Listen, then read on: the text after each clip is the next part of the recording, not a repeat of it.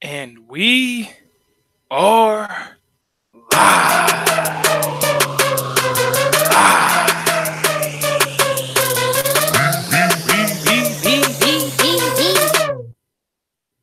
We want the gold, sucker.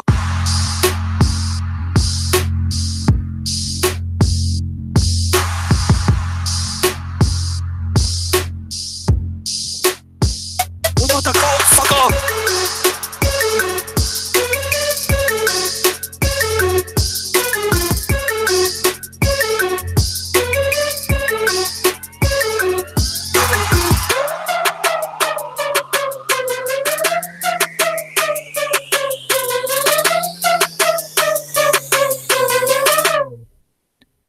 Yo, what is up, everybody? It's your boy Ben Goosen coming at you today. Man, we got a good show. This is one of my favorite shows to do of the year, by far. It's Christmas time. Magic's in the air. Love is in the air. Hopefully it's in the air. A lot of negativity. We always say it. All this bad stuff, all the good stuff, but it's the holiday time. I would recommend to anybody out there, for one person that you don't like, find one positive thought in that person. Everybody's got one thing going for them. Maybe it's you hate somebody who broke your heart. But you know what? You liked them at one point. What was it? Maybe it's somebody's not a wrestling fan. It's okay to hate them. I would say people who aren't wrestling fans are up there with roaches, other stuff that you hate out there. No, I'm kidding. It's a great show. I'm here with my boy, Sage the Mark. What up, Sage? Although we come to the end of the road. What's good, Goose? I'm ready. I'm ready, man. I got the oversized Cobra. You know what I'm saying? I got the tie for this special occasion. Man, what's the Swiss Beats lyrics? I'm feeling like $1,000,000. That's like you right there. Yes, that's what I'm talking about. Man, we got a great show today. End of the year show. Special show. It is. It's a very special show. You hear that? That's me adjusting the mic. I got to get ready for this because it's like when I'm going to a freestyle. No freestyles today because, quite frankly, I can't freestyle. Little mic adjust here, and let's get into this week's show. A lot of excitement for today's show, and this is our third annual? Third annual. And that's a milestone. So this is our third annual 2018 IRWP Awards. We got good content coming for you today. We've got we're gonna announce the nominees, and we'll tell you why they're nominees. There was a couple people left off these lists, but it's the 2018 IRWP Awards. Let's get it. But first, before we get into our first award, before we even get into it, there's something that Sage the Mark. We went out today and we had a burger, and I really don't eat burgers that much. I'm not a burger guy. If you said, "Hey, Goose, let's go grab a bite to eat," I'm not a burger guy. I mean, I'll eat Asian food, love me some Vietnamese food. That was the original plan, but that got messed up by previous guest Z-Man. If you're out there and you listen to this one, I'm just gonna eat me some Vietnamese food, love me some Asian food, or I should say, man, love me some Asian food. And me too. yes. So I love Japanese anime all day long. Man, I had a big burger today. It was a pretty good spot, and we were talking, and I said, hey, let's talk about the IRWP Awards, but first we agreed on something that we got to get into. Controversial topic this week. Yeah. Carlton from the Fresh Prince, Alfonso Ribeiro, is suing Fortnite for stealing the Carlton, the dance. So go in. I know you said it was on your mind already. Bruh. What are these fools doing, man? I don't understand. I don't understand what the hell is going on. I don't understand what they trying to get at. I mean, let me just lay it up for you guys because your boy he's upset. He's heated on it. Last week, right after the show went off the air, we hinted at it a little bit, but we didn't really have some time to go into it because our boy Silky Mel, who's in the chat, dominated, saturated the show with his blessedness. So we had to give him some love there. But anyhow, yeah, man. So The dude who created the Millie Rocket all really started with him. He filed a lawsuit against Epic Games, the creators of Fortnite, alleging that one, they stole his dance by having the avatars do the emotes for it, the Millie Rock. I'm not going to do the whole thing because I don't want to get sued. And yeah, and then also had to throw in for good measure that it's cultural appropriation, which I think that's complete BS, but we'll talk about that a little bit. I agree. But all of a sudden you just started seeing other people jump in on the bandwagon. We saw the Floss kid. Backpack Kid. That's my boy. Yeah. Which his is a funny case. We'll talk about that in a sec, but his is a funny case because although he coined the floss, he wasn't the one who actually created it. We got some proof now. Yeah, it was created a long time ago. And then and then the latest one to come out, which this is kind of just kills me, man. Carlton from Fresh Prince decided to jump on the bandwagon as well, and do the Carlton dances in Fortnite, and he felt the need to take that as well, take the lawsuit as well. And his is not exactly, although it's iconic with him, he's not the one who actually created those moves either. It was a combination, in his own words, Courtney Cox and the boss. But yeah, so, man, you think he's got a shot? We'll just talk about Carlton. Does he have a shot to win this case? I don't think in your mind. I don't think any three of them have a shot to win it completely at all. One is Silky says in the chat there, you can't really copyright a dance move. Yes, it's an art form, but it's not something that is recognized by the Copyright Association. So I seriously doubt that they'll be able to win on that basis alone. In itself. And I question the idea of pop culture, like things that are in pop culture, being able to be profited off of, because you're not technically, like, people don't buy the game to just do emotes. Like, emotes have always, like, back in the SOCOM days, we were doing emotes and sitting on people's faces, what do they call it, teabagging. We invented that like a long time ago. And if we go back in the record to the history of all these artists who are suing, they got these moves. I mean, they at some point they did the Michael Jackson moonwalk. They did the Ice Ice Baby. They done the shuffle run. They did the two-step. We're gonna start suing them too? I just think this is ridiculous. Yeah, I agree. I see. Here's the thing. You just can't copyright dance.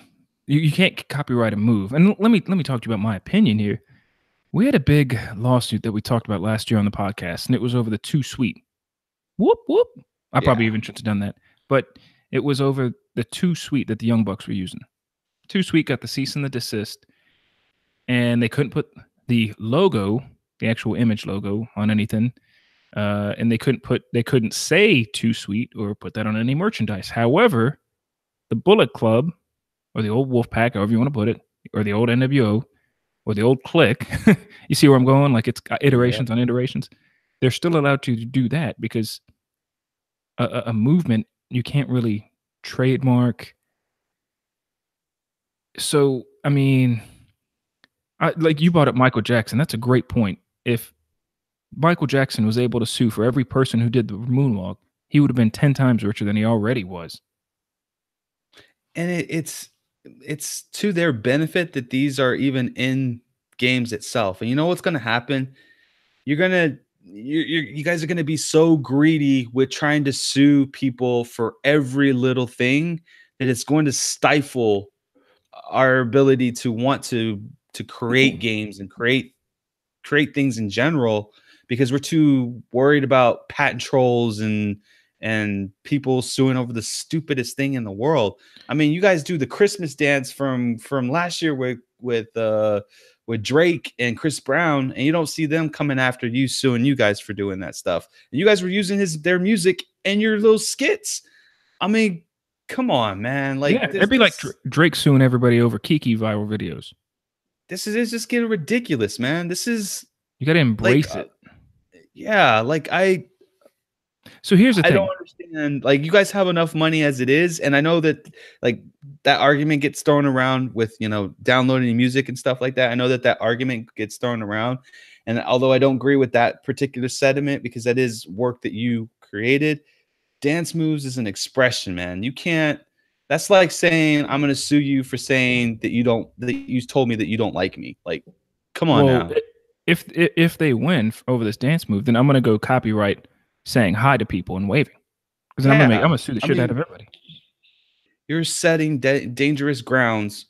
Like, you literally are setting dangerous grounds if this has to get thrown out, man. Yeah. So here's the thing. It has to get thrown out. And I'm just making this up. I don't know. I mean, this is what my thought process goes.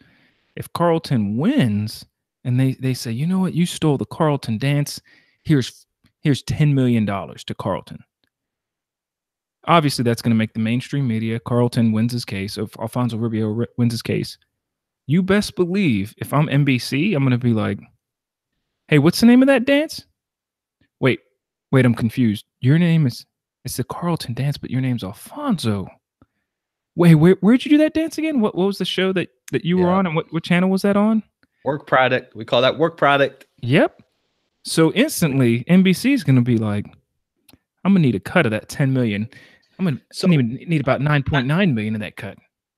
So not to jump ahead, but this is what's starting to happen. You can already start to see it impacting businesses right now. WWE has, like, on Smackdown, R-Truth, the Fabulous Truth, they do the 7-second dance break. And if you notice this week on the dance break, they didn't do the floss at all. They did the Orange Justice, but they didn't do the floss. Corey even made a reference to it as well, which I thought was pretty ingenious. But you notice that they didn't do that at all. Which that's what you're going to start to do, man. Like, that's what you're going to start to see. People are not going to want to express themselves and have fun with it. That's right. Because they're afraid that they're going to be sued because people are just money hungry. Like, this is. So did you see? Speaking of Orange Justice, did you see Michelle Obama doing the Orange Justice? I did. Wasn't that great? I loved it. I absolutely loved it, man. Yeah, that's what dance is supposed to be about, man. It's supposed to be about feel goodness, togetherness, openness, having fun. It's not about making money. Yeah, you got choreography. If you're in the business, yo, Millie, if you're in the business of doing dance moves, then go ahead and sell that and be a choreographer, because your business isn't being a choreographer, it's rapping. So stick to what you know and stop suing people for ridiculous things. The dance move makes your song that much more popular. I'll tell you what, the Cupid Shuffle is not the greatest song in the world. The electric slide. Where'd you learn this dance from? Oh, I learned it from this music video. Oh, I'm gonna go check it out because that looks pretty cool. You know what? Go to a club, let them play the Millie Rock or the Cupid Shuffle, and be like, and then get on the DJ booth and say, "Oh, y'all getting sued. Check out these cease and desist. The bouncers got them at the front door." Hey, y'all take a big picture. Y'all first freeze frame. I'm suing all y'all. Yeah. So you can't. I mean, you just can't. That's who really should be getting the dunce of the year. we'll for sure get into that. Big announcement this week on Raw, as we talk about the craziness that isn't in just the world in general. Let's talk about the craziness in the ring.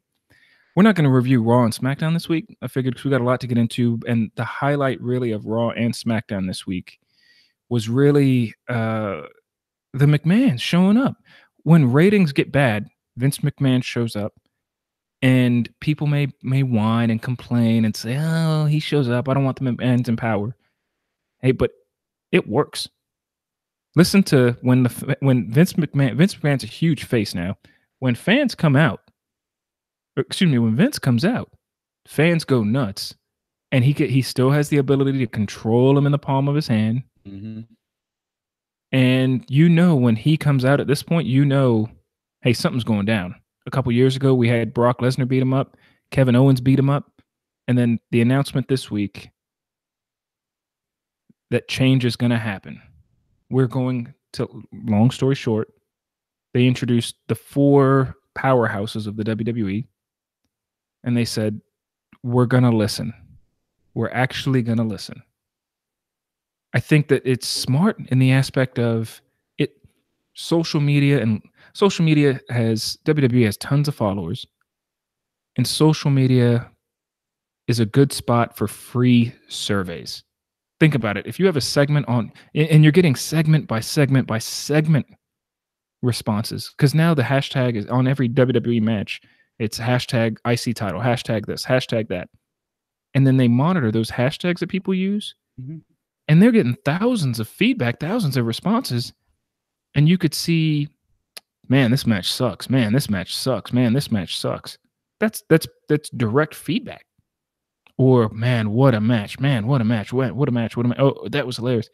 You have a direct free feedback channel, a direct survey. So I hope, it's interesting, we didn't see it this week when they say we're going to start listening to you, outside of maybe the Revival winning and the Good Brothers getting some TV time. They didn't, you could tell it's going to be a long-term thing, them listening to us. Yeah. So we didn't have any major shocks or anything. Maybe Paige getting canned. Yeah, I think that they're going to, honestly, they're going to phase out all, not phase out, but they're going to play out all the angles that they had up front, like with the storylines. They're going to conclude those, and then going into the new year, probably right after the Royal Rumble, we'll start to see more of changes. But I kind of slightly disagree with you on a couple of things. I just want to kind of go back, Goose. So you're right. They have Twitter and they have their social media platforms that gives them this feedback. The problem was that they weren't listening. And for the first 5 minutes of their segment, that was them breaking character and saying that, hey, we get the fact that we are stuck in our own ways and we're not listening. And that's going to change. Some of the things that we've discussed in the past were things like, hey, what makes us, like, what's the hook for next week for us to watch for next week? Because back in the day, there used to be cliffhangers at the end of Raw and SmackDown where and Nitro. And Nitro. Exactly. Sting the rafters. That's like, if we're doing our 2018 IRWP Awards and we do an all-time award, Sting in the Rafters is the ultimate cliffhanger of the all-time award. And even it was so good back then that it even made you want to watch like the ancillary shows like Thunder, to see if maybe there was some type of continuation there until you got into Monday. And we don't get that anymore with Raw at all. And I liked the fact that the subtle differences in the production where they were showing some of the matches that they were going to have, quote unquote, next week. Yes. I thought that was a good step in the right direction. The promos were shorter on the Authority side of the house, which, I like that as well. I think that they are doing some good things, some subtle good things right up out the front, but we can't expect for everything to be rolled out this year, or this week or next week. We got hints that KO's coming back and that Sami Zayn's coming back. These are the things that we would want to see. Yeah, like doing quick promos and stuff about people coming back. I like that they advertised what's going on next week. And they started that with TLC. TLC, they had already announced that Dolph Ziggler was going to be in a match with Seth Rollins this week. So I thought the future planning for that is awesome. Like, let me know who's fighting next week. Give me a match. And what I'd like to see when they say change, and Silky Mel, shout out to you in the chat, it's that they're finally listening. They're watching this whole show. This is free feedback. I mean, you could throw some money. Yeah, they were listening to our show last week because everything that we were critiquing was exactly what was addressed. Yeah, this week. Like, here's the thing, WWE, send us send us a paycheck. Send us checks. Send us a load of money. But you know what's going to happen is they're going to send us a lot of money. A couple G's. A couple of scratch. They used to call that back in the day. Hook me up with some scratch. Hundreds and fifties. Yeah. But what's going to happen is we'll make the product worse Because you best believe I'm going to be like, man, that Enzo and Big Cass match was so good last night. I wish they would main event every week. I would sell out in a heartbeat. So we'd actually become worse. We'd ruin it bad. Yeah, because we don't know the business, bro. We don't know how to book matches. That's what it is, man. We don't. Yeah, that's all. All the internet people would hate us, and then they'd say, "Oh, you're a sellout," and I would say, "No, I'm not." As I leave to go buy diamonds. Yeah. But no, I dig the change. What I'd like to see probably the most is that in some matches there's not a lot of unpredictability. So I take Bray Wyatt, up until recently, Dean Ambrose and Dolph Ziggler, and I know they're going to be put in these bigger matches and be able to, do great in the ring, but they're going to, for sure, they're guaranteed to lose. They're like the gatekeepers to championships.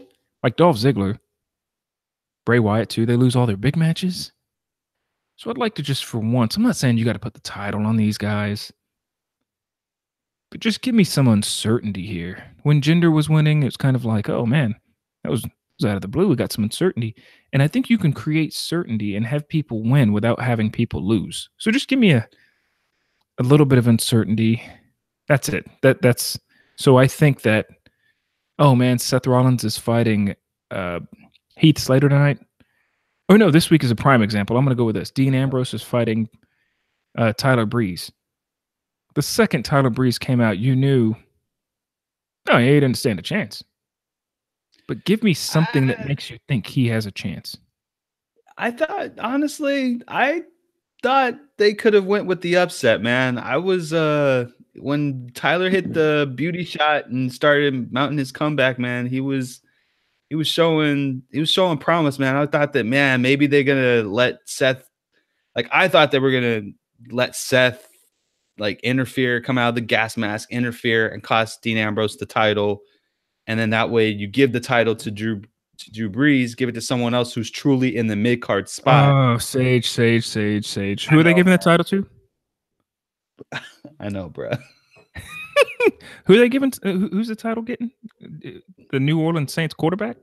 Did I say Drew Brees, bro? Yeah, you give the title to Drew Brees, to Tyler Breeze. I mean, Tyler Breeze, bro.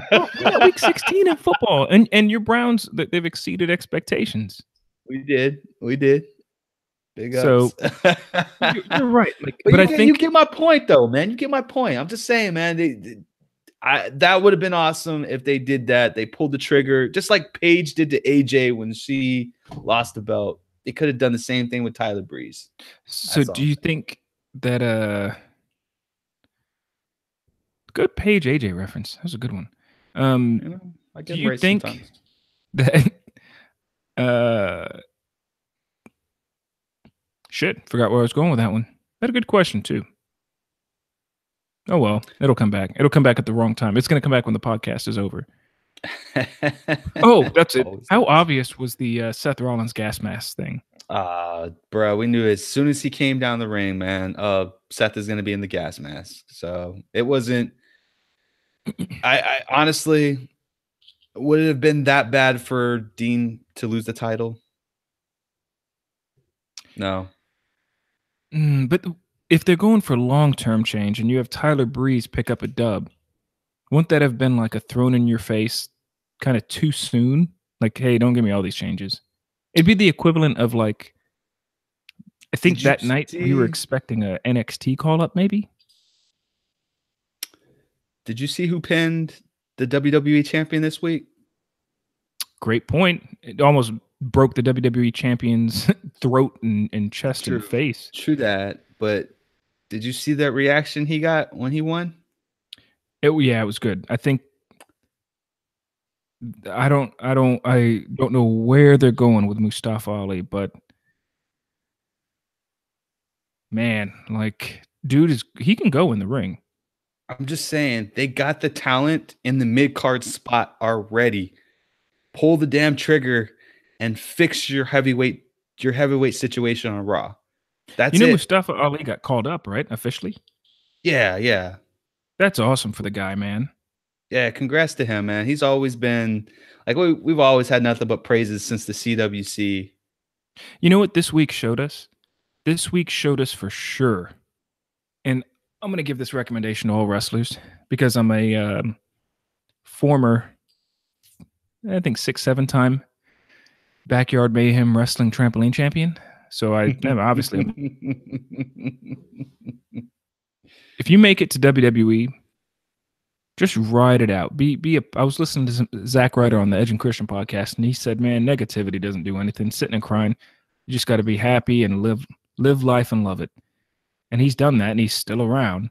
And wrestlers just got to do that. Like, if you're not getting a push, you're not on TV, don't bitch, don't moan. Just, you know what? Think my time will come. There's so much stuff going on in wrestling, and the revival. Think about it. I mean, as far as we know, those guys haven't complained, and they picked up a dub this week. Mustafa Ali. Think about it. He's been on the internet for so long, on the WWE network, and now he's pinning Daniel Bryan and getting huge pops. He's pinning Daniel Bryan in a match that AJ Styles is in as well. Daniel Bryan and AJ Styles. Who was the Miz, right? Was it the Miz that was in the match too? No, bro. Come on, man. El Idolo, baby. Let's go. That's right. You had this practically like two of the best talents in the world in Bryan and AJ, and Andrade and Mustafa, these two upcoming guys who can really go in the ring. And then they showed out. I wonder if this is going to turn into a Mustafa Ali feud. Because if they really go forward with that, we got to see what Mustafa Ali's gimmick is. He didn't have a gimmick yet. We covered this in the past, man. You don't necessarily need a gimmick for everyone. If you can tell a compelling story, because you get same thing with Joe and whoever Joe goes after, they don't have gimmicks. Him and AJ don't really have gimmicks, and they still make it work. But what's his story? What's his background? Why is he here? What is he? Is it hard work and dedication makes this stuff work? He's here to be the heart of SmackDown Live, just like he was the heart of 205 Live. That's it. That's all we need to know. Okay. So he's going to be what face Daniel Bryan was. The heart. Yes. Fight. Honestly, if they keep him on SmackDown, I think that he'll be one of the big three on SmackDown. You know, there's certainly the chance he's going to entertain fans. Yeah, man. I just he's got everything, man. He can cut promos. He's great in the ring. He's got great chemistry. Mustafa's the thing, and that's what we need, son. Like the 205 guys can go, man. Now all we need is Drew Gulak to take over Raw, and we'd be good, man. That's it. We're getting rid of GMs. Rid of GMs. Yeah. First, I mean, so does that mean Drake Maverick's out of a job? He's straight, just AOP only now? I don't know, man. To be honest with you, I haven't watched 205 Live in a couple weeks now, man. So I'm totally lost. I haven't seen it since Crown Jewel, I should say. So you're a bad wrestling fan. I watch 205 Live 6 times a week. I'm next in line, man. I watch 205 that reference from. Yeah, I'll give y'all a free shirt if y'all know what that reference is from. All right. If anybody listens to us, hit us up at Real WrestleCast. Yeah. Shirts on us. You know what? Let's get into some IRWP awards. I'm kind of feeling like I want to give out some awards. What do you say? Let's do this, man. Let me make sure I hit the right buttons. But yeah, man, I am excited. We're giving out rewards. Your boys is doing it big. Let's get into it, Goose.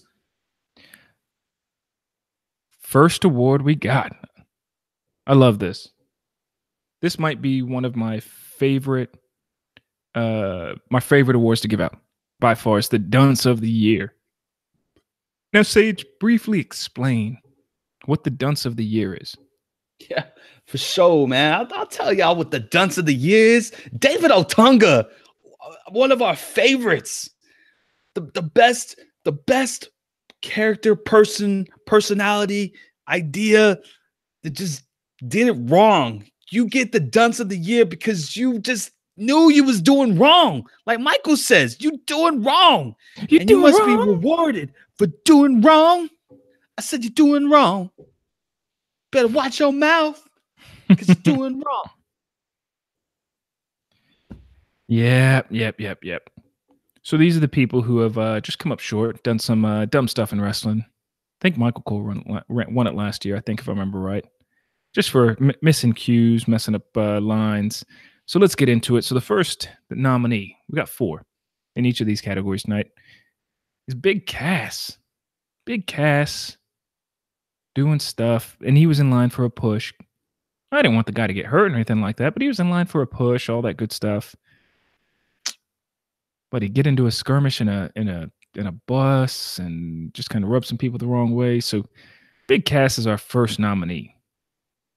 The second nominee, Sage, you touch on the second nominee because his second nominee would be his tag team partner, and you can't teach that. For all the antics that went with annoying people backstage, to totally decimating the 205 Live roster and making it a joke, having to be rebuilt, to shenanigans with the alleged accusations, followed with his attempted career as a rap star, and finishing off with trying to disrupt his old employer by becoming the star of the show. Enzo, I mean, you a good candidate for the dunce of the year, bruh. You deserve it. And our next candidate is here, the creative team of Raw. You came up short a lot this week. I feel like Sage and I, when we were eating that burger earlier, we had to say several times that Smackdown was better. Matter of fact, Sage specifically said this week Smackdown was better. And he's told me this year, I said, hey, you know what? If I have time to watch one show this week, what should I do? And he said, always pick Smackdown. Always pick Smackdown. Always pick Smackdown. So the creative team on Raw, you're up there for dunce of the year. And I don't like this fourth nominee. I really don't. So Sage, I'll let you take over on who the idiot, the dunce of the year is. Look, man, I honestly, I didn't want to put it on there, but the fans made me do it. We've gotten several complaints about getting uploads with the wrong names on them, hearing one side of the audio and not the other side of the audio. We've heard I think even one Michael Jenkins, he came out and said that he heard an episode where like you were speaking and then I was speaking like 10 seconds later, and then we were speaking on top of each other. So unfortunately, my man Goose, you're a candidate for this year's dunce of the year. Yeah, I forgot about that one. From the uploading only my audio and not yours. I forgot about the poor edit. Internet issues. Doing a podcast out of a closet. Come on. I know there's dedication, but a closet? I can't fault you for that, man, because I was at the YMAC, bro. Remember that time we saw the homeless dude walk straight up behind us? Yes. He walked straight up behind us and looked at us and went about his business. Yeah, he did, man. Now they put a sign on there that you can't go there once the library's closed, man. Really? Wow. Yeah, they did. Man, I remember the first time I went up there. I think I hooked you up too. I think I bought a drink from like the burger spot or something like that, or a fast food joint. Yeah. And filled that thing up with like half vodka. Yeah. Oh, yeah. That was nice. Yes. That was a good podcast night. Especially in San Antonio, because we get some really nice weather. So let's get into it. Y'all ready? You ready, Sage, for the first award of the 2018 IRWP Awards? And your winner is...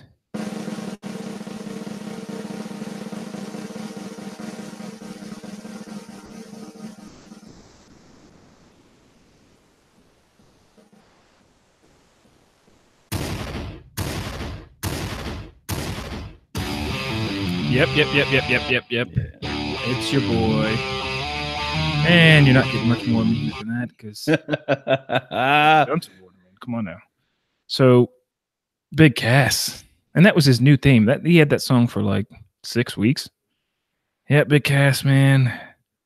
You're a big man. Vince loves the bigs. Yep, it just came up as the dunce of this year. It's not good. Not good.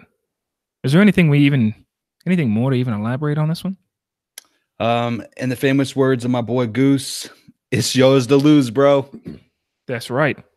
You want to get into the second award? Sounds good, man. Let's cue it up. All right, let's get into our second award here. And again, this is our third annual IRWP Awards. We've got awards on awards on awards on awards. This is another favorite of mine. That's the Gift of Gab Award. Gift of Gab is those who just got it on the mic. They get the mic and they can cut a promo and suck you in no matter what. No matter what they do, they bring you in. Imagine The Rock. The Rock probably would. Would you say, Sage? Would you say that The Rock probably would have won Gift of Gab how many years in a row in his prime?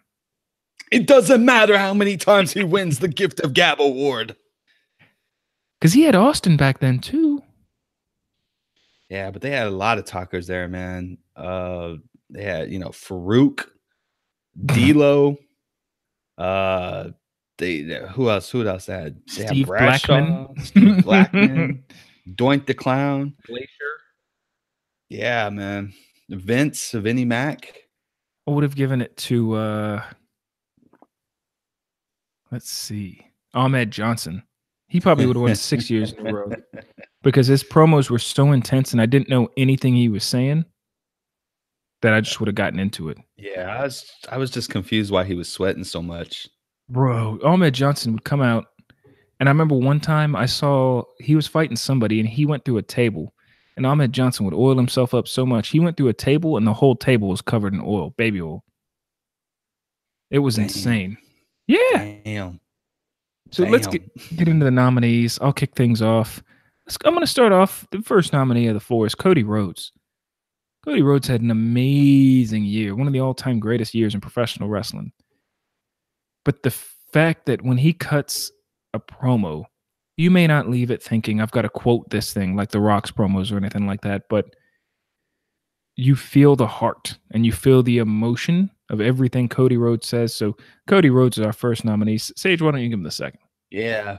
No surprise here. 2 years running straight. The Miz has just always been on point with the mic. That this year it's been more consistent about helping putting other people over, which I still admire. But year after year, he just gets better and better and better. And that's why he's on our list.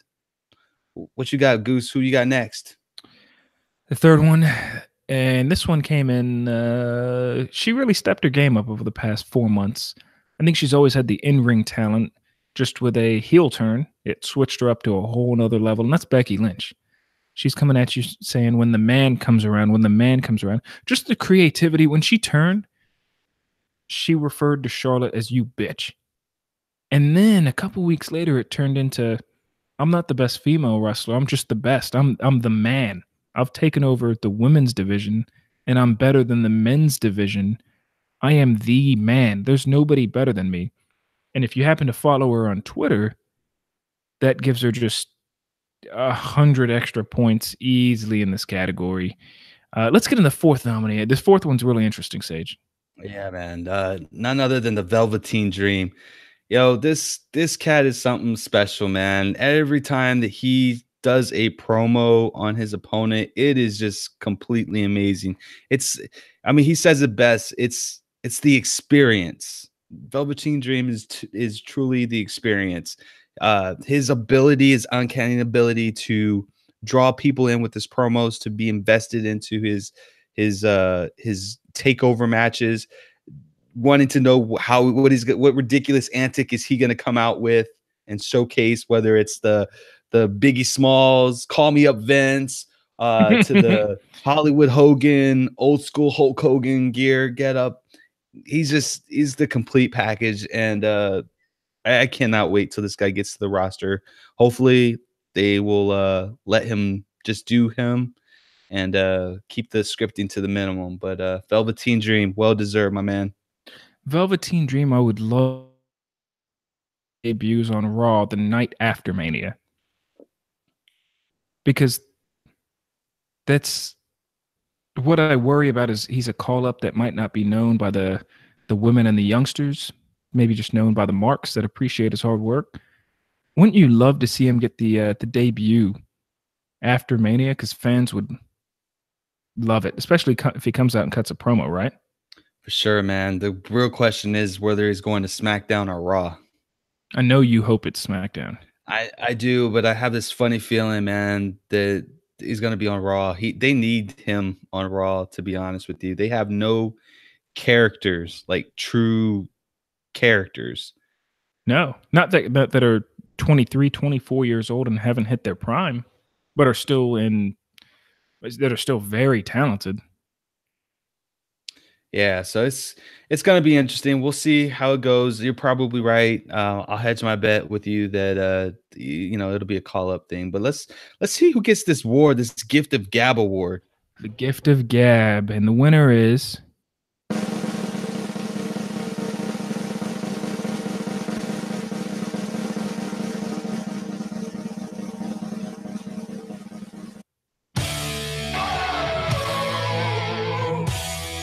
Yes. The incomparable Becky Lynch. What a year Becky's had. What a year. Superstar year. The Gift of Gab goes to Becky Lynch here.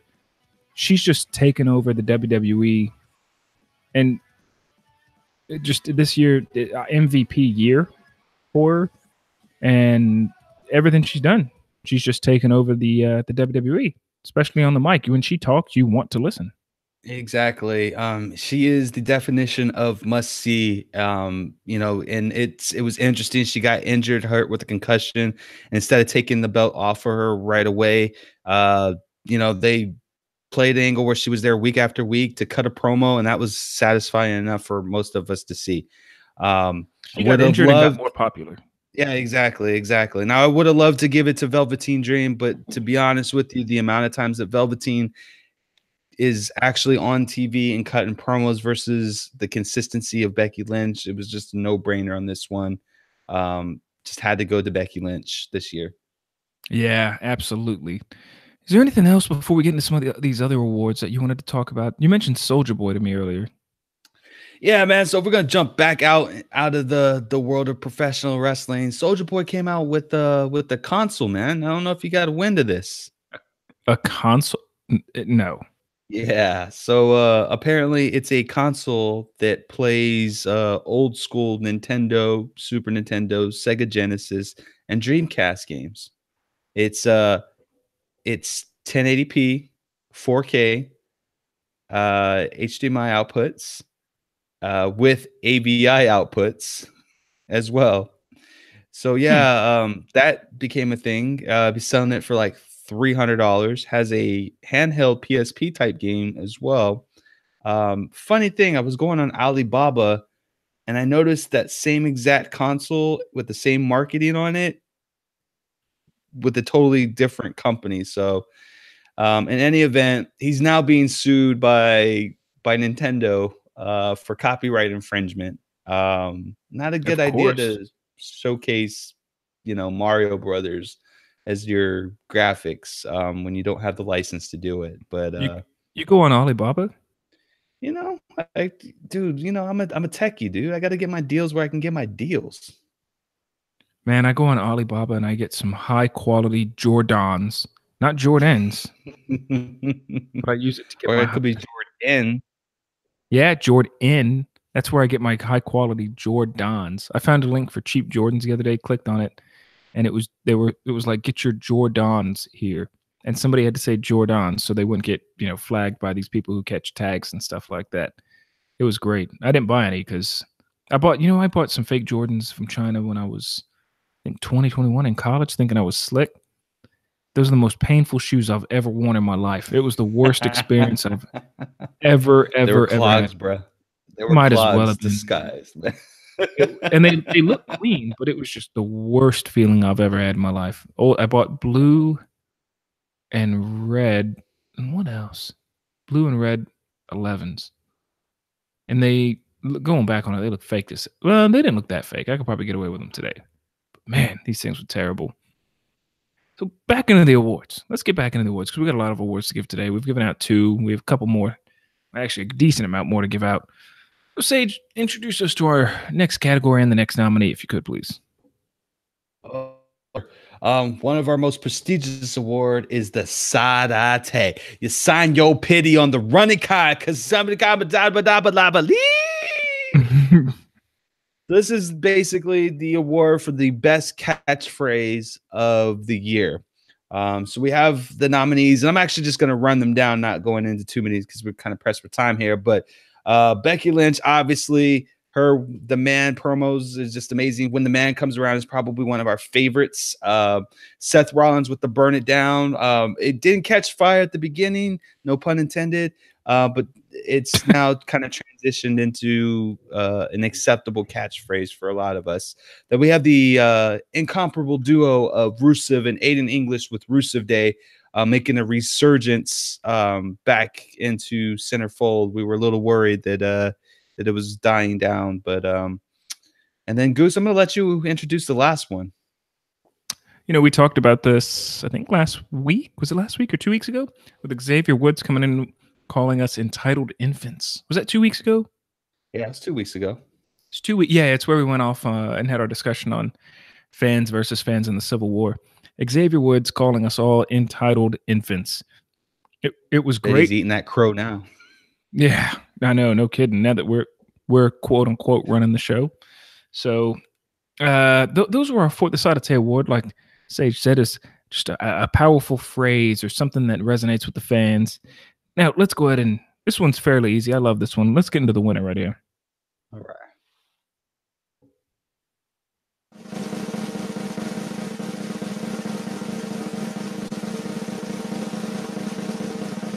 Rusev Fudria, Rusev Machka. You know what I gotta say? I love that Rusev still got the same song. Right? Like it just clicks. Like it's perfect. It's like the Psycho Sid of his generation, where the song just matches his personality. Yeah, it matches everything. Rusev and Aiden English, just everything they did was great this year. Rusev Day was one of the biggest things that caught on with the fans this year, and one of the biggest catchphrases that, in general, just was out there. You know what I mean? Yeah. So, yeah, props to them. Where's Aiden English at? Vacation. He is vacationing with his wife. Oh, nice. And I don't know. Yeah, I mean, he deserves it, to be honest with you, man. He puts in a lot of work. Yeah, has been on the grind. Now, as you showed on the screen there briefly, we're going to get into our Fisticuffs Award. This one's very debatable, so we'd love to hear from the listeners at Real WrestleCast. And this is basically the feud of the year, but we call it the Fisticuffs. Who engaged in the best Fisticuffs? And this was the feud of the year. I'm going to let you start off with the first nominee here, Sage. Yeah, for sure. Fisticuffs.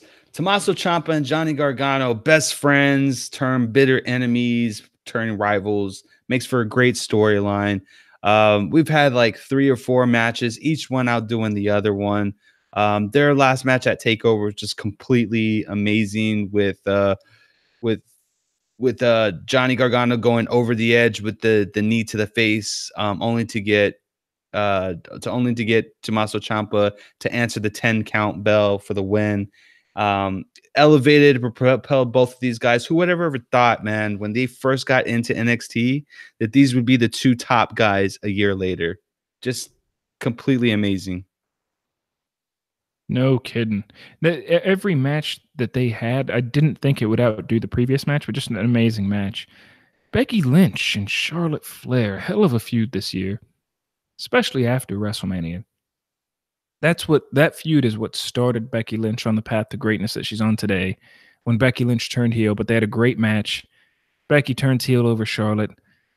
And now she's here where she is. So because of that feud, we have an outstanding Becky Lynch, and we all know Charlotte can go and hold her own in the ring. Sage, who's the third nominee? For the third nominee, man, I would have to go down to our NXT branch with Velveteen Dream and Ricochet. This is Ricochet's first real storyline after winning the belt, the NXT championship. I believe so. North American. Yeah, the North American Championship. There we go. And it was just amazing from beginning to end. The production from the promos on both of them were just amazing. And who could think? I mean, who could ever forget the Ricochet doing the flip over the top ropes, landing outside on his feet, looking at a shocked Velveteen Dream to accept the challenge. Just completely amazing. Their match was amazing.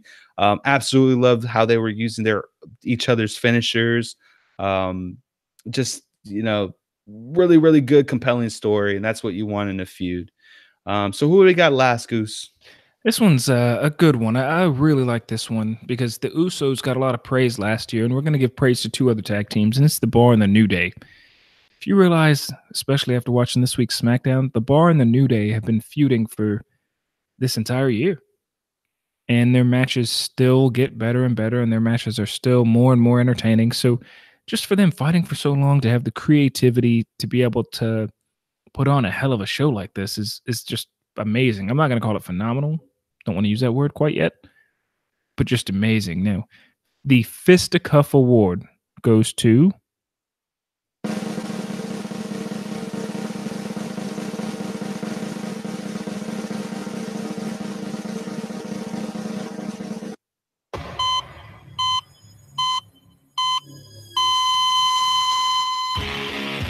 Yes, sir. Tommaso Ciampa and Johnny Gargano.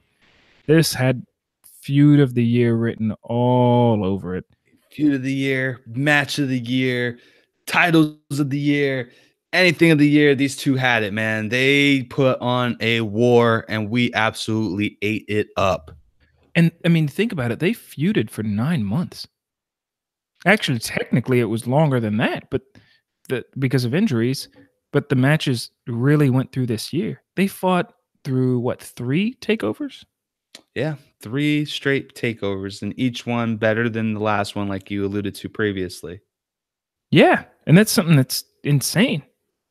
And every time, and now we have a Johnny Gargano kind of heel turn going on, and it's just amazing that these two guys, they were a tag team highlight a year ago, or a little over a year ago, and now we have them as just these main, just this feud of the year. So hats off to these guys. Just an amazing, amazing year for their feud. Let's get into the next award, and I'll let Sage introduce this one because this is a total mark. You got to be a wrestling mark to truly understand this one. Yeah, for sure. So one of the pain points in wrestling, specifically the WWE, is our favorite stars get called up and we just don't see them after maybe the first week or two that they debut, and they just go into la la land, off to the milk carton, as they say in the old days, never to be found again. And we have to recognize that atrocity that has been going on. And we think that we've cultivated the best 4 milk cartons of 2018, starting with Mike Kanellis. Now, we know Mike's been going through some things, some personal things, had a baby as well, which was, we sincerely congratulate him and Maria on the baby. We want to see more of him. We wanted to see more of him ever since he debuted, and it just seems to not happen. He's on the circuit, but just not on TV at all, and it's just a travesty. Where are you, Mike? We want to see you on TV. Yeah, for sure. We all know the story about Ty Dillinger. This is his 3rd straight year being on the awards. There's nothing else that I don't think you and I could ever add to that situation. Just that it's a damn shame that he's on this award 3 years straight. Yeah, absolutely. And the final 2 nominees are the Ascension. Where are you? We thought we saw you a little bit with this Breezango stuff, but then now you're gone. Where are you? You got called up, went from Raw to SmackDown. We thought we'd see you more, but where are you? And last but not least, we got Sanity. Before this last week, Sanity had promos highlighting their debut. They debuted and they're gone a month later. Come on, you can't do that. Get called up with no Nikki Cross? What's up with that? Yeah, and they haven't even brought in Nikki Cross.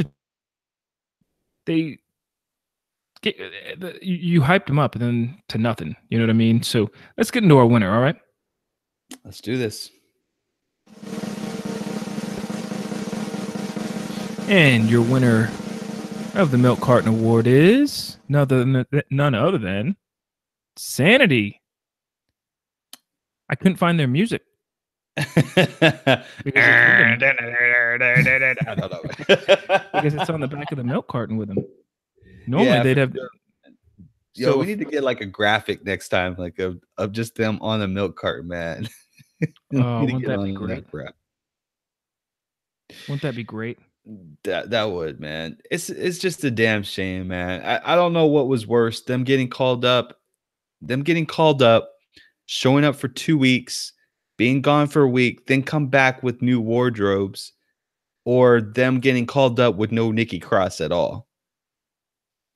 Do you think Rowan and Harper should have made this list, or is it because of injuries that we can't put them on the list? I think it's because of injuries that we can't put them on the list, man. It's one of them and not the other. And the thing that I don't get is that Harper can go. He can go as an individual. Why don't you let him go? Yeah, I can't answer that one. Because that's... I don't know. That one I can't answer. Because, yes, he can go. He's decent in the ring. Very decent in the ring. Now, let's move on. Because we're talking about people we haven't seen. Let's move on to our next topic here. Or our next award that we're giving away. Because we could talk about people that we haven't seen, but maybe there's people we have seen. They just maybe are only visible to us. Maybe they're loyal followers to us and they're seen by us. And that's why we're going to get into the Jobber Award. We're talking about people who have high visibility. Unlike the Milk Carton Award, they have high visibility with the IRWP, with the It's Real Wrestling Podcast. And they're fans of the show. They're true fans of the show. We had a fan last week on the show, Silky Mel. Silky Mel is one of our nominees of the Jobber Award.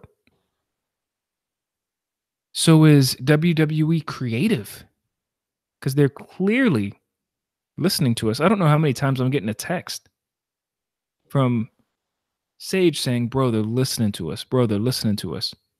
Because something we say happens on Raw a week later. I think it's kind of like a conspiracy theory. I think they all listen to us. Who are the other two nominees? I said Silky Mel and WWE Creative. Who are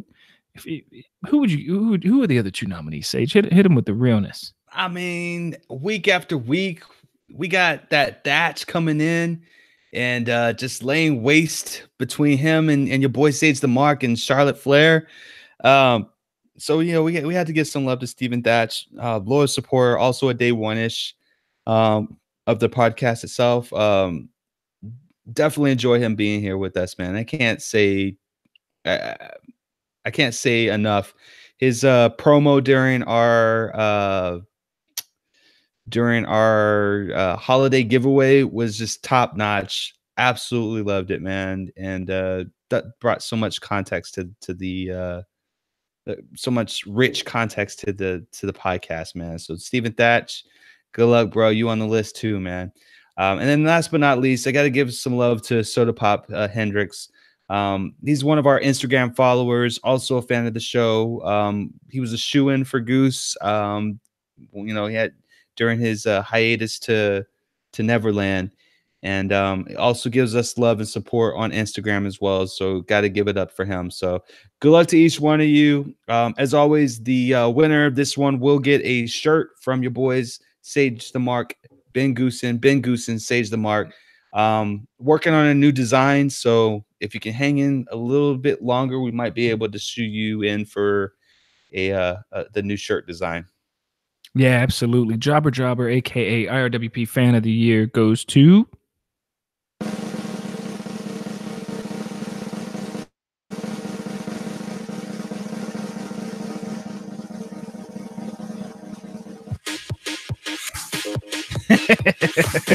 Old Stephen Thatch. Old Stephen Thatch. Yeah, man, for sure. Like I said, man, between him and Silky every Thursday, they make this show unbelievable great. This was really, really close, really close. But I think that promo, man, this kind of sent it a little bit over the edge, man. It was very memorable for this year, man. And we appreciate everyone who supports and shows us love. But thank you so much, guys, for being a part of our passion project. I would definitely agree with you there. Stephen Thatch, thank you for being a loyal fan. I think that old theme, man. Yeah, it's getting me. Stephen Thatch, thank you for being a loyal listener, man. It really was. It was between Soda Pop filled in, and Soda Pop, man, he had a hell of a show. But what set you apart and just gave that last piece over Silky Mel, and nothing's wrong with any of the other guys, is just the voicemail promo that you cut was OG status. Was definitely up there as OG status. That was and the timing was perfect because you sent it to us towards the end of the year. Let's get into another award. It's giving season, and we're giving out awards. Yeah, we are. It's giving out awards. Go ahead and what's our next award we're giving out, Sage? That's an excellent question, Goose, and I'm glad that you asked that question. We're actually coming down to our final two awards. So our what they call it, semi-finalist or semi-award, or what's the second to the last? We'll go semi-final. I like that one. Semi-final. Okay, it's gonna be our Male Superstar of the Year award. Gonna run these down pretty quickly, just because it's not really like. I hate to say it's not as memorable, but I really think the ladies kind of just blew it out the park this year. But we got Y2J putting on a cruise, coming to New Japan, setting the landscape on fire. We got Cody Rhodes doing special things with the Bullet Club and the Elite, and APW, the rumored APW, which will be coming next year. AEW sucker. AEW, my bad. Don't want to get sued, bro. And then we got for the last two, Goose. Tommaso Ciampa. We might get some flack on this one because a lot of people had great years. Seth Rollins was kind of on our initial nominee ballot, but Tommaso Ciampa, and not only the work that he's done with Johnny Gargano, because you could say, well, if you're going to put Tommaso Ciampa, you got to put Johnny Gargano. But the work that he's just done as just a disgusting great heel. And he's holding on to the belt. He's had a couple of feuds, great NXT matches. So Tommaso Ciampa's on that list. And then there's a guy who's returning, and this dude's a threat. The reigning, defending, two-time Male Superstar of the Year, AJ Styles. So let's talk about the year AJ Styles has. Every single match he's had has been fairly good to great. He's gotten in the ring with everybody. He's had the title up until recently, the entire year. And he truly has been the face that runs the place. You know what you're going to get when AJ Styles is in the ring, and he's had some amazing matches. Think about it. He's a man who can say in 2018, I had my two biggest feuds. For the most part, my two only main feuds is against Shinsuke Nakamura and Daniel Bryan. And I turned both of them heel. It was entrusted in me to put on a great show with these guys, and they went heel. How amazing is that? You know what I mean? How just amazing is that? I mean, he's just simply the man. And I mean, we said it before, he can wrestle the broom and still make the broom look amazing. But before we get into the awards, into the winner of the awards, I got to ask the question, Goose, same question I asked you 15, 16 months ago during our second great debate. Can AJ Styles be in the WWE Hall of Fame? Yeah, absolutely. Because he's done everything based off his merits and what he's done. Yes, absolutely.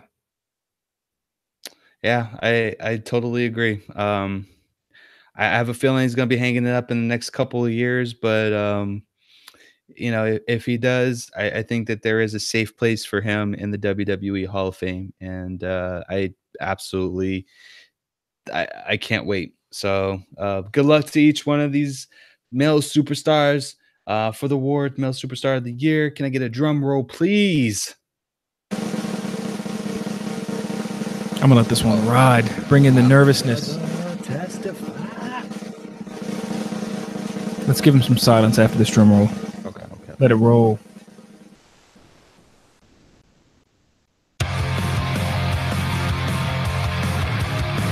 Wow, I love this one. I really love this one. We're talking about a man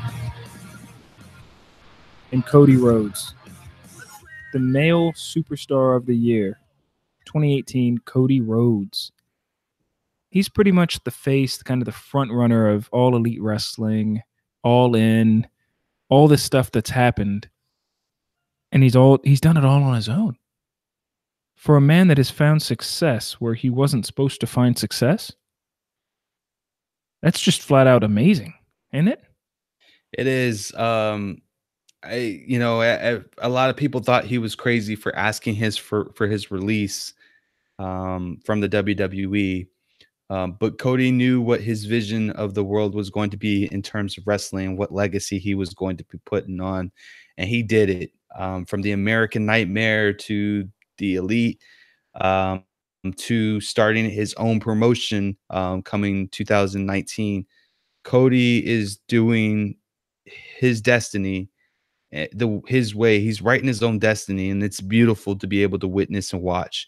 I like the fact that he's real, like on social media, he's real. But he also respects the fans too, and he interacts with the fans as well, which I absolutely love, man. It's like his dad. Like he reminds me so much of his dad. Like really, like, just kind of just into the love and crafting and honing and perfecting his craft, and it's just been a treat to watch, man. I wish him all the success. I can't wait till AEW comes out. I will definitely be watching that, and hopefully we'll create maybe another segment in the week for that, maybe a spin-off episode or podcast. Yeah, I agree. Cody's had a hell of a year, and I hope AEW really, really takes off. I don't think it'll compete with like Raw or anything like that anytime soon, but just the fact that we have an alternative, and it looks like he's going to bring in his buddies with him, who the Bullet Club members that are going to go over there are on an all-time high in popularity. And unfortunately, my boy Marty Scurll has still 1 year left on his NJPW contract. So I think Hangman Page does too. Does he? Yeah, with ROH. Well, they'll have some time or spend a lot of money to figure it out. Yeah. Who do you think our AEW's big signing is going to be? Because they've got to get. Do you think it'll be CM Punk? Is that going to be their big signing? I don't know, man. Like I'm the jury's still out on that. That I think the real question is, has CM Punk recovered? Because half of the IWC, sorry, hates CM Punk for what happened during his blowout with Colt Cabana. Yeah, that's true. So I don't know if he can garner true heel heat, or if the it's just too mixed. It's just, yeah, I don't know. Like I think it's too risky of a gamble to do that. I just think he has a little bit too. He's got to square things out with Colt Cabana first and foremost. He's got to square that up because Colt is good friends with the Elite and the Bullet Club people. Right. So you've got to mend fences if you're going to want to work together in that kind of capacity, man. Agreed. So hopefully with the right storyline, CM Punk could make a solid comeback. Now we're into let's get in the next award here. I like this one. This is an interesting one, and it's just like WWE in this year. We're ending with the Woman Superstar of the Year. Now, I want to give a shout outs to one that we are, I guess, cutting for time, we could say. But we felt like we could cut it for time because it was so blatantly obvious. Team of the Year. And the reason we're cutting that for time is because if we look at team, faction, stable, tag team, the Elite was the biggest thing in wrestling this year from a team perspective. The New Day had a good year too. But from a team perspective, by far, like the Elite, from being the Elite to running Bullet Club, too sweet, whoop, whoop, FTRR. There were, and Sage and I, there was other categories we wanted to keep on the show this year, but we really couldn't squeeze it in for time. The Elite, Sage and I kind of universally decided, well, the Elite was the team of the year, but that one's too universal, so let's chunk it out. But we're going to end the show. We're going to main event our show now with Woman Superstar of the Year. We have 4 nominees. This may come off controversial to some of you guys. You may not like it because we left off a very popular name here in Charlotte Flair. Sage, introduce us to our first one here. I like this one. Yeah, I just noticed I spelled Shayna wrong. Well, damn, I mean, she's gonna get me, bro. She's gonna get me. I hope she doesn't win because she sees that I misspelled it, man. She's gonna put me in an armbar. Well, you dropped out in 7th grade. Yeah, so I mean, come on now. This is true, bro. My bad. Yeah, no, jokes aside. Yeah, so Tessa Blanchard, man, she's had one hell of a year. You know, she was last year's contestant for the Mae Young Classic with her and Kairi Sane. Still one of the best matches of the inaugural tournament. Had an opportunity to sign, had some issues, some personal issues that were preventing her from getting signed. And instead of taking her ball and going home, she decided to hone her craft. She's now the knockout champion over at Impact Wrestling, doing big things for that division. She fits right in. She's becoming a household name without the need for a big giant machine to push her. I love the fact that she is using the Blanchard name. You know, I'm a 4 horseman mark for life, and it's just good to see that, you know, she's making Papa Blanchard really, really proud. So Tessa Blanchard, girlfriend to Ricochet, you are on our list as Women's Superstar of the Year. Congratulations. Tessa, you know, I had the opportunity in 2018 to go see her live in Austin. And man, she's very good. Regardless of, you know, what happens, ups or downs or lefts or rights or whatever, she's going to be on a women's roster. She's going to be on Raw. She's going to be on SmackDown. You know, sometimes to get to point A to point B, you got to take the detour, and it takes some extra time or whatnot, but she's going to be fine. Now, Raw and SmackDown, somebody who may get called up, I'm guessing after WrestleMania, is our second nominee who's dominating NXT, Shayna Baszler. I was telling Sage earlier today, I said, dude, Shayna Baszler and Kairi Sane has great matches. Even in Shayna Baszler's losses to Kairi Sane, she still looks, it's almost like a shock loss. But when she beat Ember Moon, her matches with Kairi Sane, she still continues to put on a hell of a show. I think of the 4 Rousey horsewomen, Shayna Baszler's the best of the 4. And I know they're all training and all that, but she's just got an it. She's just got it. She knows. And I can't wait. There's, you know, this week, actually, at TLC, they started setting the stage, for the 4 horsewomen versus the Ronda Rousey 4 horsewomen. You'd agree with that, right? With Asuka winning because Ronda made Charlotte and Becky lose? Yeah, for sure. I think that's where it's ultimately going to head, and I like it, man. I think that Shayna's been doing some big things, like you said, Goose. Her matches are stellar.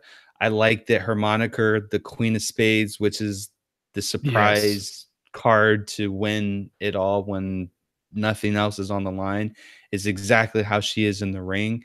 She looks like she's defeated, that she can't get it, and then all of a sudden she puts on the sleeper hold and it's lights out. Shayna, amazing year. Amazing year. Congratulations and good luck to winning this so prestigious award. Man, there's a woman who is out right now for the most part due to a concussion, but she held down the year for the first part of the year, and that's Alexa Bliss. Miss Bliss, she held down the year for the first chunk of the year, had great matches. Yeah, she lost to Ronda. No big deal. Won Money in the Bank.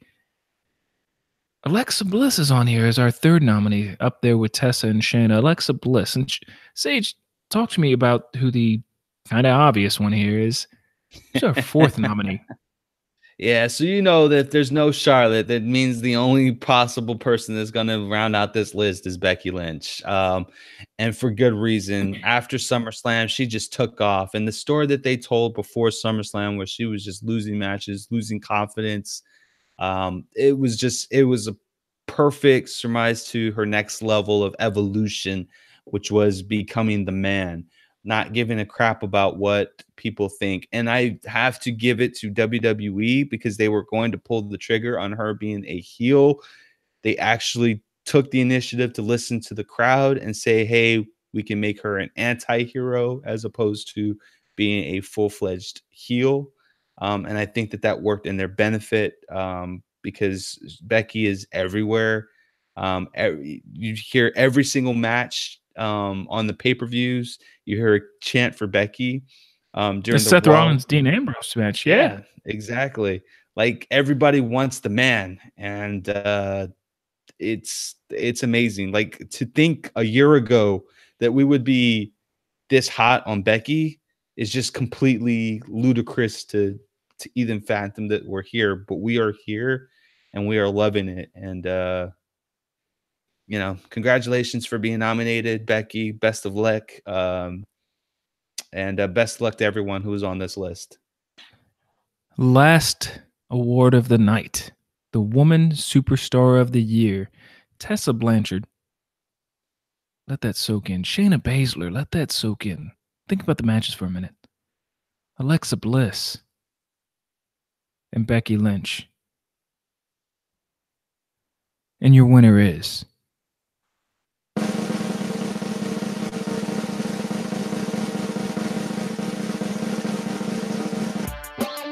Yep. Hey, what are you doing here, R-Truth? Hey, R-Truth. R-Truth. Hey, hey, man. I got to break it down to you. You can't come out. This is Woman of the Year. No, I didn't say the man of the year. No, it's all right, dog. It's all right, dog. No, don't even worry about it. Sorry about that, ladies and gentlemen. We had this thing going on, and R-Truth does that. He does that from time to time. He's R-Truth. He can do that. Your real woman champion. Your real woman superstar of the year is none other than. Yep. This one, I think we saw this one coming, did we not, Sage? Yeah, it came from a mile away because it was straight hot fire. Yeah. Becky Lynch, by far. She's had great matches. Her match with Charlotte before she turned heel was amazing, which is crazy because if you look at, let's think about this now. Let's really look at this, and we might have to revisit this by WrestleMania. Let's look at this, all right? Your three. You know what? Let's go out on a limb, Sage. In 2018, you've had 4 of your biggest, by far, faces turn heel. Dean Ambrose, Shinsuke Nakamura, Daniel Bryan, Becky Lynch. I want to revisit this.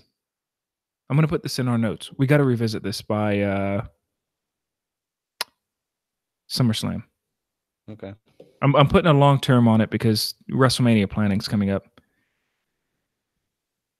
4 huge heel turns. Very big heel turns. Impactful to wrestling. Which one of those heel turns will have the biggest impact on the one that turned heel? And as of right now, it's Becky Lynch, our female superstar of the year. Would you agree? Hands down, no complaints here, bro. So who would you have to put? And congratulations to Becky Lynch. Just super fans here. So who would you say of the four? Let's rank them right now, and then come back let's come back at SummerSlam time, because I'm very good at going back to old podcasts and pulling up old statistics on stuff. It's of the four that I just named. Let's rank them. Who will have had the more successful and impactful to the business heel turn? Let's start at the bottom. Okay. Who's number 4?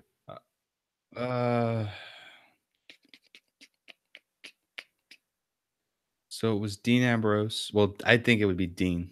Would be the very bottom. Yeah, same here. They've kind of gone silly with his heel turn. Now, I do like. Have you noticed he's hitting dirty deeds really quick? Like it's the kick into dirty deeds finish. I don't care about that dirty deeds. Honestly, ever since they changed the way that it's done, I just had no interest in it at all. I'm digging one chain Bane one chain. No, there we go. Bane one chain Ambrose. I'm digging that, to be honest with you. But his movesets haven't changed enough. He's more technical wrestling, which I like, a little bit more Dean Malengo-ish. But I don't know, man. I don't know what the part of the problem is, Goose, is he's a mid-carder. But because there's no heavyweight division, that's the reason why he's not getting over. Yeah. I'd put Ambrose at 4. Now at 3, I think I might put Nakamura, because he's just so damn cool that you want to like the guy. Yeah. And he's doing some real, he's doing some bad stuff, like ignoring people, saying that I don't speak English. But they also don't have Shinsuke fight a lot on TV. I don't know why. At this point, why not, right? Like, I understand when he debuted because he had the mystery around him, the suspense. But he's a heel now. Let him go out, do some heel stuff. So would you put Shinsuke at 3? Yeah, I put Shinsuke at 3.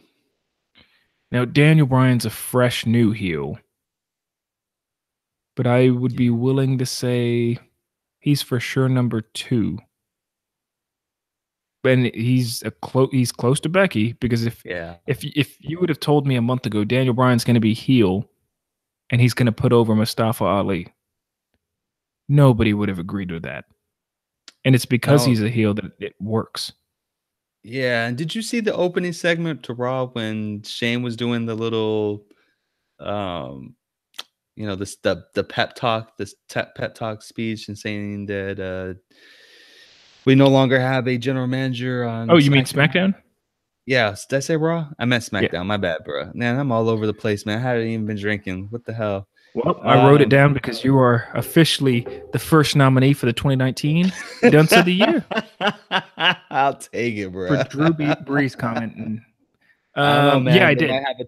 They might have a Tunga on SmackDown permanently, man. It's week 1, man. Right? No, I did see it. And there was a shot in there of the camera that had me cracking up. But yeah, I did see. Well, why do you mention it? Oh, because I was gonna say, did you see the part where the New Day was eating the meat in front of? Yes, eating like this. Bryan looked back. Yes, I saw that whole thing. I loved it, bro. The look on Daniel Bryan's face is just. I love this heel version of Daniel Bryan, bro. Like, he is just so vegan extreme. It's just it's great, man. It's great. It's like I don't know. Like, I've always heard the stories of crazy vegans, but to actually see it on screen is just it's iconic, man. It literally is just it's iconic. It's a thing of beauty. I absolutely love it. Who gets mad at SUVs, bro? Like, just come on, bro. Yeah, I'm all in. Definitely have Becky Lynch then claiming that number 1 spot of whose heel turn will have the most impact on the business. Yeah, for sure, man. Especially if she takes the title off of Ronda Rousey at WrestleMania, which you know, that's gonna be one crazy WrestleMania, bruh. It's in New York. You're gonna have the women close out the match. You got a UFC fighter versus arguably one of the best wrestlers in WWE in a Becky Lynch. That match is gonna be magic, bruh. It's just gonna be straight up magic. That match has got to close out the show. If it's truly that match has to close the show. It's got to, man. And I mean, need even Shawn Michaels versus AJ Styles would be bigger than that. Yeah, I know the rumors are really starting to churn up about Styles and HBK, but after, I don't mean this to sound as bad as it's going to sound. After seeing Shawn Michaels in the ring at the Blood Money pay-per-view, yeah, I quickly thought, all right, maybe I don't want to see him in the ring because it's Shawn Michaels. So you think, dude, I don't care how old he is, he can go no matter what. But yeah, I might not want to see him go in the ring. Yeah, but it is AJ Styles, man. I mean, I'm just saying, it is AJ Styles, so maybe he can. What's the age difference between the two? Because I feel like when AJ first started in WWE, that he was like in his early 20s, and Shawn was like in his maybe 30s, mid 30s. I don't know. I think it's got to be 15 years because Styles is pushing 40. Yeah, Styles is one of us. He's not mid 30s. He's pushing 40. He's still one of us. And I think HBK's in his 50s. Yeah, that sounds about right. Young 50s, like Triple H. Oh man. Well, I still think he could put on a hell of a match. I honestly would want to see that, or I want to see Taker versus Sting. Yeah, great call. Give us 2 nostalgia matches. Give me 2 nostalgia matches, 15 minutes apiece, and I'll be happy. Well, ladies and gentlemen, we've had a hell of a show today. We appreciate you listening. If you're getting a chance to listen to this, we're not going to be around the next 2 weeks, obviously, because it's holiday. But we want you to listen to us on your road trips, on your plane trips. Hit us up at Real WrestleCast on Twitter. Real easy to get a hold of. Type in IRWP, Real WrestleCast, or It's Real Wrestling Podcast on IG. Not hard to find. But hit us up. We want you to have a great, safe, and happy holiday. Happy New Year. We know we are. We're going to enjoy it. I'm going to have some fun. Sage is going to have some fun. Give out some gifts. But more importantly, we're going to give out some positivity. Over the next 2 weeks, again, if you're listening to us, just tell somebody thank you. Ask a random cashier, hey, how's your day going? And when they say fine, say, oh, why? Ask that follow-up question. See what they say. Trust me, you'll be caught off guard. They'll be caught off guard too. So we'll be gone for 2 weeks. When we come back, we're going to start off the new year pretty hot. Wrestling is over the next 2 weeks, normally some slower weeks, but we'll see how things go down with we're listening to the fans changes.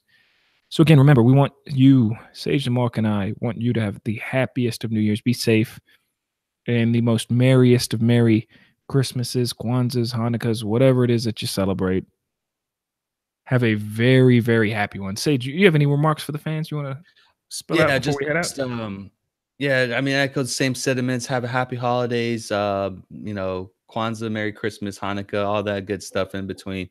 Love one another, cherish one another.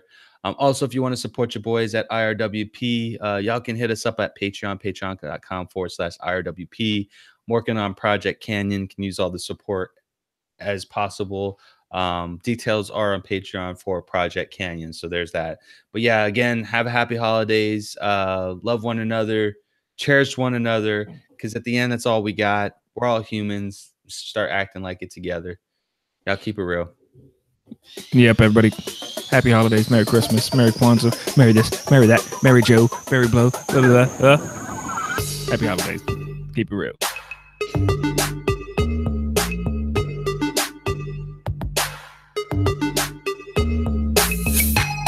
Hey everybody, it's your boy Ben Goose, and the thoughts and opinions expressed today are that of the IRWP and out of the host.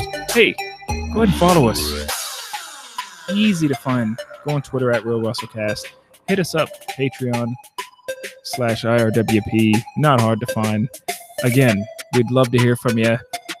Congratulations to our contest winners out there who won copies of WWE 2K19. And for Stephen Thatch today on the awards show, he's winning a free t-shirt.